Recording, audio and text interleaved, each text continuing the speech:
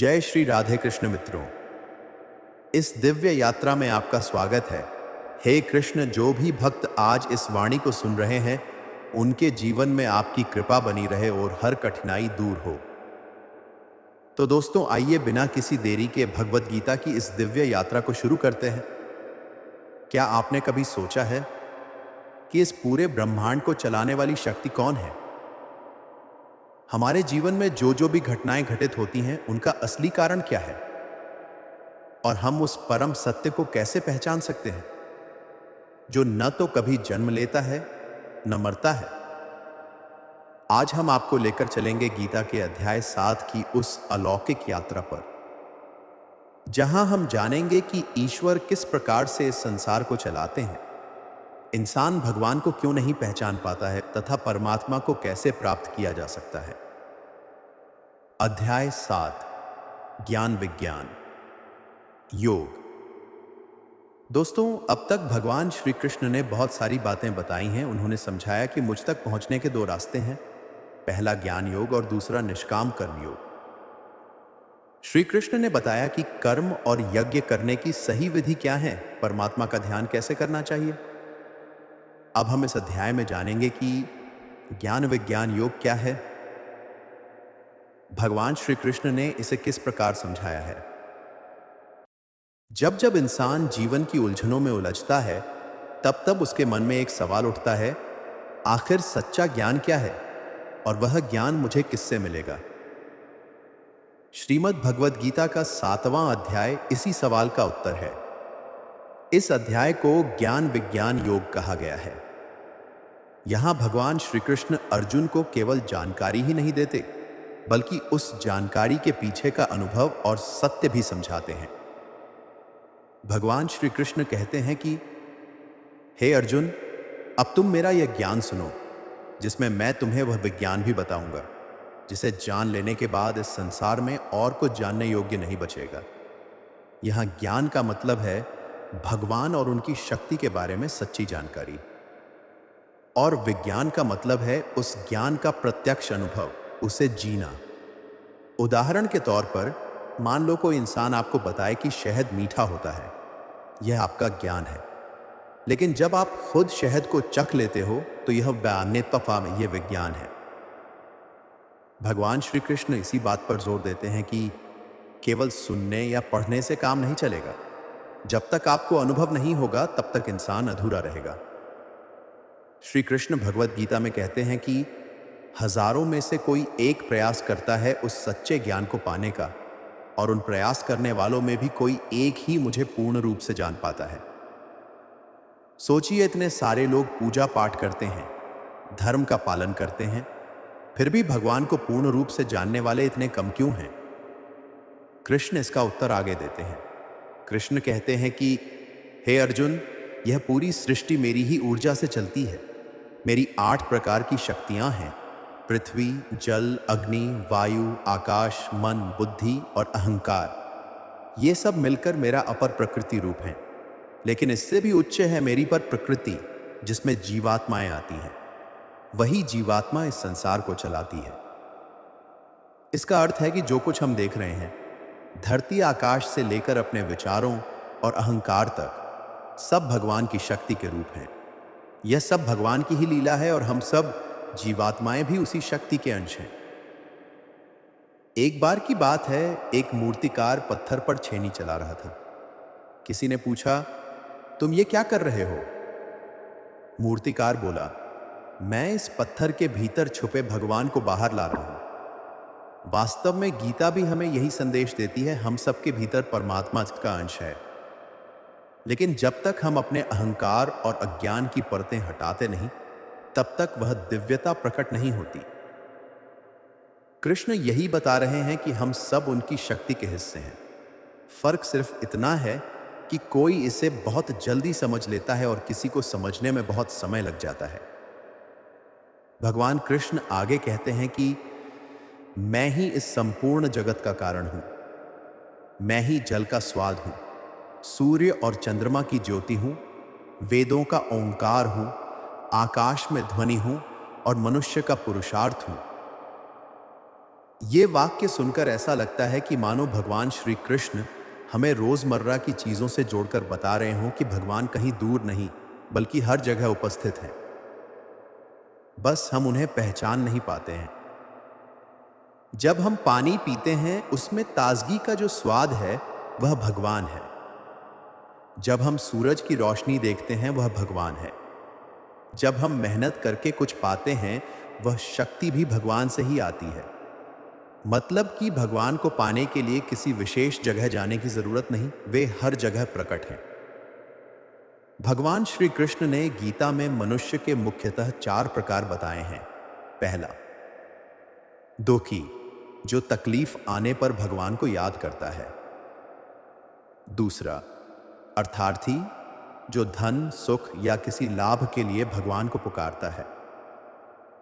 तीसरा, जिज्ञासु, जिसे ज्ञान की तलाश है, जो जानने की इच्छा रखता है कि इस संसार में परमात्मा कौन है।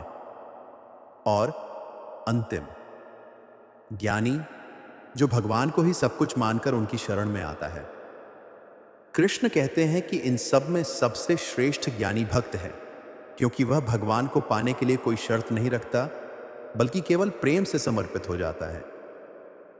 आज हम देखते हैं कि जब कोई इंसान परेशानी में होता है तो तुरंत मंदिर जाता है, पूजा करता है। कोई बीमारी से जूझ रहा हो तो भगवान से प्रार्थना करता है कि मुझे ठीक कर दो। कोई धन चाहता है तो मन्नतें करता है। लेकिन बहुत कम लोग ऐसे होते हैं जो भगवान को सिर्फ प्रेम और श्रद्धा से याद करते हैं, बिना किसी स्वार्थ के।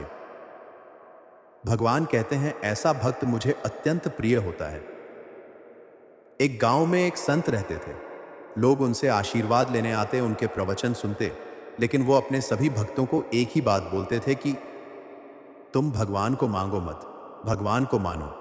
लोग हैरान होते। संत समझाते, अगर तुम भगवान से हमेशा तो कुछ मांगते रहोगे तो रिश्ता सौदेबाजी जैसा हो जाएगा। लेकिन जब तुम भगवान को बिना शर्त मान लोगे तो वह खुद तुम्हारी हर जरूरत पूरी कर देंगे। यही बात कृष्ण गीता में कहते हैं, सच्चा भक्त वह है जो बिना किसी स्वार्थ के भगवान की शरण में आता है।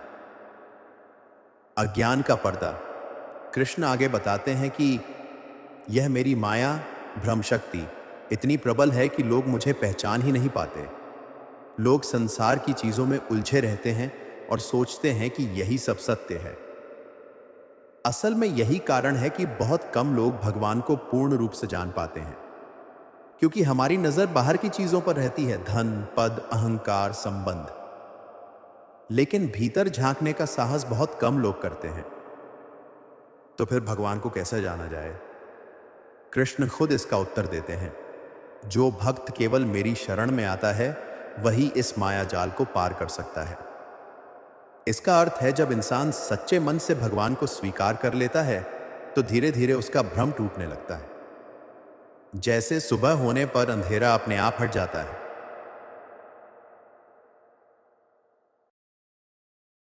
हमारा ये जीवन एक बड़े महासागर जैसा है, जिसकी लहरें हमारी इच्छाएं, डर, गुस्सा, मोह हैं, ये हमें इधर उधर खींचती रहती हैं। जो नाविक तैरना नहीं जानता वो इन लहरों में डूब जाता है। लेकिन अगर वह एक मजबूत नाव में बैठ जाए और उसके नाविक श्री कृष्ण हो तो वो इंसान आसानी से इस महासागर को पार कर सकता है। भगवान कहते हैं, मैं वही नाविक हूं, बस आप मुझ पर विश्वास करो और बैठ जाओ। 3 दोस्त एक सुनसान जगह से गुजर रहे थे।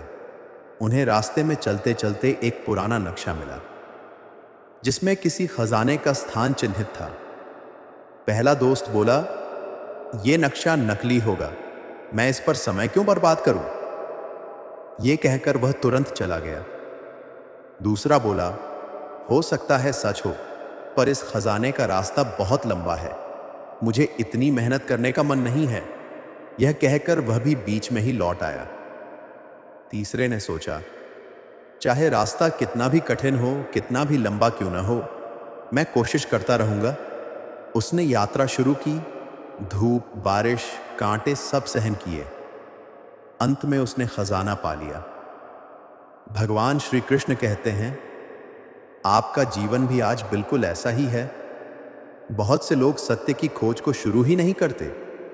कुछ शुरू करते हैं पर कठिनाई में छोड़ देते हैं, और कुछ ही लोग अंत तक टिकते हैं। वही मुझे पा सकते हैं। हम भगवान से अलग होकर खुद को सीमित मानते हैं, पर जब हम उनकी शरण में लौटते हैं तो समझते हैं कि हम भी उस अनंत का हिस्सा हैं। आज के समय में हमें इन 3 बातों को विशेष रूप से ध्यान में रखना चाहिए। हमें रोजमर्रा की चीजों में भगवान को देखना शुरू करना चाहिए। कठिनाई आने पर याद रखें कि माया की लहरें अस्थायी हैं। और हां, सबसे जरूरी बात, अपने जीवन में स्थिरता लाने के लिए एक आध्यात्मिक साधना जरूर अपनाएं, चाहे वह ध्यान हो, जप हो या सेवा का कार्य। श्री कृष्ण कहते हैं, जो भी मुझे जिस भाव से भजता है, मैं उसी भाव से उसकी इच्छाएं पूरी करता हूं। परंतु जो मुझे पूर्णता से जान लेता है, वह जन्म मरण के चक्र से मुक्त हो जाता है। भगवान हर समय सब जगह मौजूद हैं, जैसे रेडियो की तरंगें हर जगह हैं। लेकिन जो भी चैनल आप लगाएंगे, आपको वही संगीत सुनाई देगा। अगर आप भय और चिंता चैनल लगाते हैं, तो आपके जीवन में वही गूंजेगा। अगर आप विश्वास और प्रेम चैनल लगाते हैं, तो जीवन में वही भर जाएगा। भगवान बताते हैं कि लोग माया के प्रभाव से असली स्रोत को भूल जाते हैं। वे अलग अलग रूपों, नामों और परंपराओं में उलझ जाते हैं और सोचते हैं कि ये सब अलग है। परंतु असल में हर शक्ति का मूल मैं ही हूं। जिस तरह बिजली का बल्ब लाल, पीला, नीला हो सकता है, लेकिन ऊर्जा का स्रोत एक ही होता है। अगर हम बल्ब के रंग पर ध्यान दें और ऊर्जा को भूल जाएं, तो हम असली कारण से दूर हो जाएंगे। भगवान से सच्चा लाभ प्राप्त करने का सबसे अच्छा मौका है कि उनके साथ अटूट संबंध बनाएं। अगर यह संबंध बन जाए, तो संसार की हर चीज हमारे लिए अपने आप संतुलित हो जाती है। श्री कृष्ण अर्जुन से कहते हैं, मैं अपनी योग माया से ढका हुआ हूं, इसलिए मूर्ख लोग मुझे नहीं पहचान पाते। वे सोचते हैं कि मैं भी एक साधारण मनुष्य हूं। जैसे सूरज बादलों से ढक जाता है, तो लोग सोचते थे कि सूरज चला गया है। असल में सूरज वही है, बस हमारी दृष्टि रुक गई है।